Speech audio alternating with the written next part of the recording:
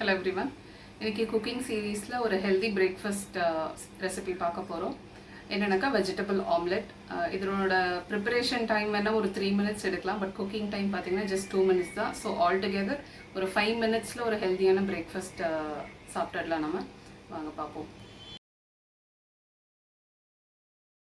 Okay, so இதுக்கு தேவையான பொருட்கள் பார்த்திங்கன்னா ஒரு கேரட் எடுத்து கிரேட் பண்ணி வச்சுருக்கேன், 2 க்ரீன் சில்லிஸ் ஃபைன்லி சாப்ட், ஒரு ஆனியன் அதுவும் ஃபைன்லி சாப்ட், அண்ட் கறி லீவ்ஸ் அண்ட் கொரியாண்டர் லீவ்ஸ், கொத்தமல்லி தழை ரெண்டுமே பொடியாக நறுக்கி வச்சுருக்கேன். ஸோ இதெல்லாம் வந்து ஒரு பவுலில் போட்டு ஆட் பண்ண போகிறோம்.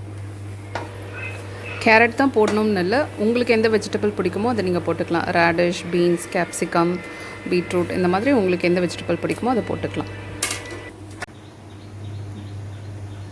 இது கூடவே ஒரு 2 எக் உடைச்சி ஊற்ற போகிறேன்.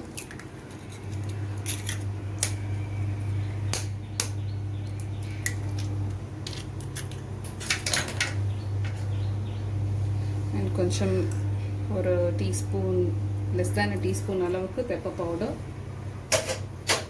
அண்ட் இந்த ஆம்லெட்டுக்கு தேவையான சால்ட் ஆட் பண்ணுறேன்.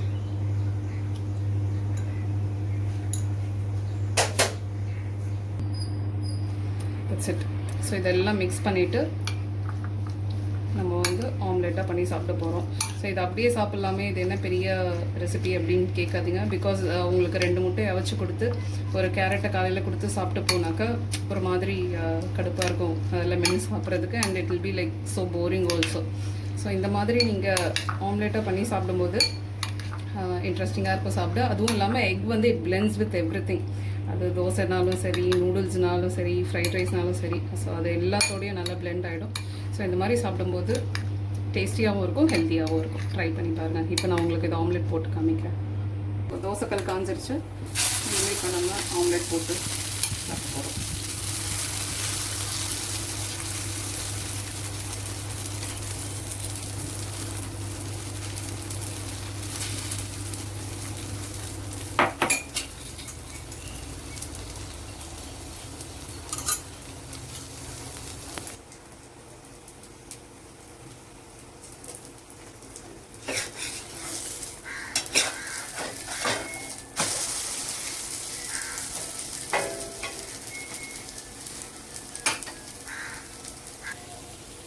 ஸோ ஒரு தடவை திருப்பி போட்ட பின்னாடி திருப்பி இன்னொரு பக்கம் திருப்பி போடுங்க வேகிறதுக்கு.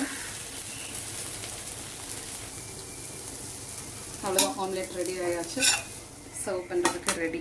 ஹாட் வெஜிடபிள் ஆம்லெட் ரொம்ப ஹெல்தியானது. ட்ரை பண்ணி பாருங்கள்.